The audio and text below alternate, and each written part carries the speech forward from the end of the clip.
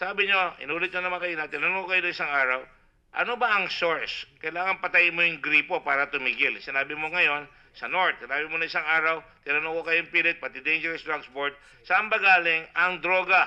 Kung tatanggalin yung pinanggagalingan ng droga, tigil-tigil ang droga rito. Tama po ba yan? Yes, Your Honor. Hindi naman siguro titigil, may magpapalusot pa rin. Yes, Your Honor. Okay, saan po ba galing? Sa China, ika nyo. Sa inyo naman galing uli. Yes, Your Honor. China. Taiwan, Hong Kong. So, kalapit bayan ho natin. Yes, Your Honor. Sumulat na po ba ang kapulisan, if you know, yung mga predecessor ninyo, yung local governments dati, yung ating Justice Department dati, yung DFA natin, sumulat na po ba sa China para sabihin sa kanila, we are telling you that your country, pag pumasok ang Pilipino dyan, nauhuli nyo, 100 na nakukulong na Pilipino sa China, binibitay ninyo, pagkatapos sa inyo, pinalalabas nyo yung tao rito para pumasok, magtinda ng droga, gumawa ng droga dyan sa China hanggang sa preso nagagawa. Tama po ba yan? Meron bang gumagawa nun? Alam nyo yung ginawa na yan?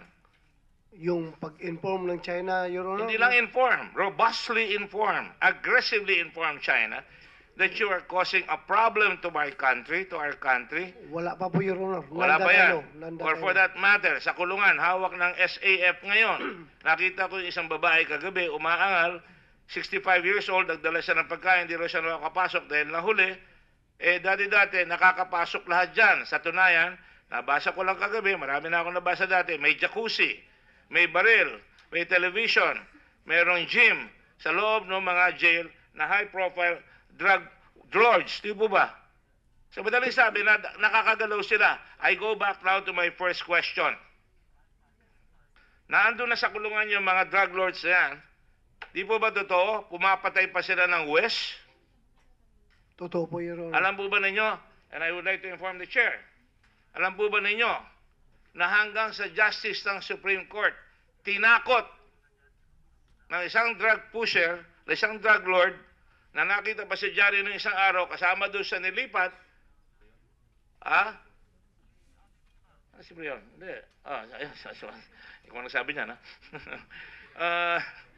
Tinakot, at nilabas, at nilipat siyang kasama doon sa NBI.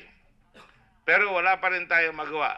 May pera pa siyang panakot, may pera pa siyang nagagamit para matakot ang mga West.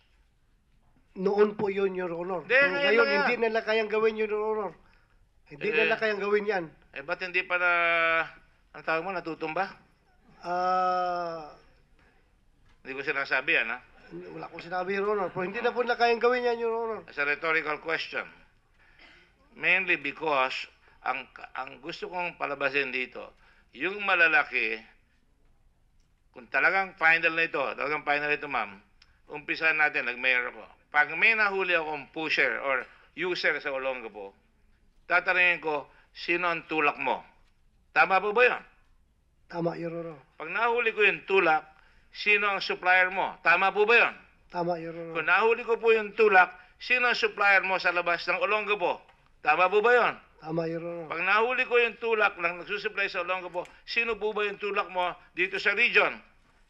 Tama po, Your Honor. At lahat po, ang everything points towards believe it, Your Honor. Lahat ngayon tinatanong namin ng mga drug lord sa regional level na niimbestigahan namin. Si Peter Ko palagi ang tinuturo na source nila, nasa believe it. Kung talagang gano'n na nangyayari, ano ang ginagawa natin para mabuo na yan at talagang isako na yan at dali sa husgado at talagang bigyan na talaga at pairalin natin ng demokrasya. Napakaganda ng demokrasya eh. Binabanatan kayo ngayon, karapatan ng human rights, karapatan ng tao na matakot sa ginagawa, kuno, di umano, na nangyayari ngayon. Napakaganda ng demokrasya. Nandito kayo, sumasagot kayo, we're happy, sumusuporta sa inyo iba, yung iba nalulungkot, pero napakaganda. Pero dapat pairalin ang batas.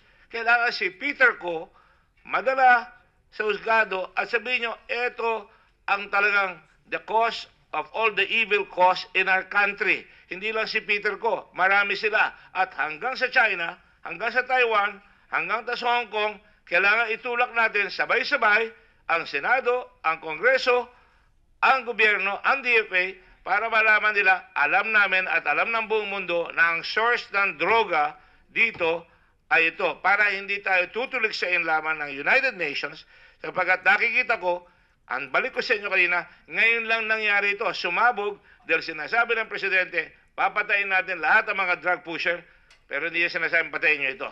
Sinasabi niya lang, papatayin lahat.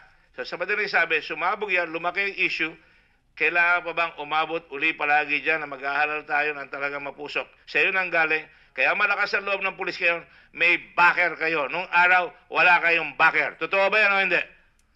Totoo, Your Honor. Pero yung challenge po namin ngayon, Your Honor, sa police. So dapat ang laki ng responsibility mo na pairali mo ang batas ng mahusay sapagkat may backer na kayo ngayon. At kung talagang mag-iimbestiga tayo, imbestigayin natin, pero wag yung tigilan, yung mga nagtutulak ng droga, yung mga supply ng droga sapagkat hindi kayo dapat mapigilan niya sa bagay na yan. Yes, Your Honor. Ang And tanong you ko will po, have our support. Thank you very much. ang tanong ko po, Your Honor, is paano po namin hulihin yung drug lord na nahuli na? Paano Ano namin yun? ikukulong yung drug lord na nakakulong na po, Your Honor? Aba, eh, Napakahirap Thank na you. tanong, You Your Honor. asking me, I know how to deal with it. Thank you. You're done, Senator Hindi, Gordon. Tinatanong niya ako eh. I'm just Ano ba? expressing my frustration, Your Honor. Marami. And bakit ito mga tao, mga drug lord na nakakulong na, sila pa rin nagko-control sa drug trade ng buong bansa. I got a call from the wife of the judge that was killed and murdered. I'm not even finished yet. Sa totoo lang, how many of these perpetrators, pati yung lawyer noon pinatay? Let me ask you a question. How many are perpetrated? Sinasabi natin unexplained killings. Let me ask the Commission on Human Rights. Nadagdagan eh. Ilan ba ang napatay na mga riding in tandem dito sa bansa natin? How come I don't hear any noise? That has been going on for the last 10 years. People riding in tandem, shooting people down, and we just keep quiet. That's why we are proclaimed as the murder capital for journalists in this world, in this country, in the whole world. We keep quiet, but because we have a noisy president right now, and I don't condone any word that he says, because ayokong gagayahin ng bata, yung papatayin kita. Doon lang siya pumapalpak sa akin.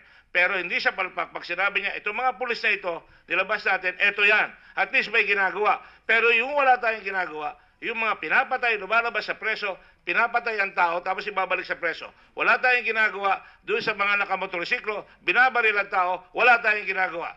So the silence is deafening. And we must all work together as a nation. You Maraming don't have to salamat po. answer. Thank you very much. Thank you.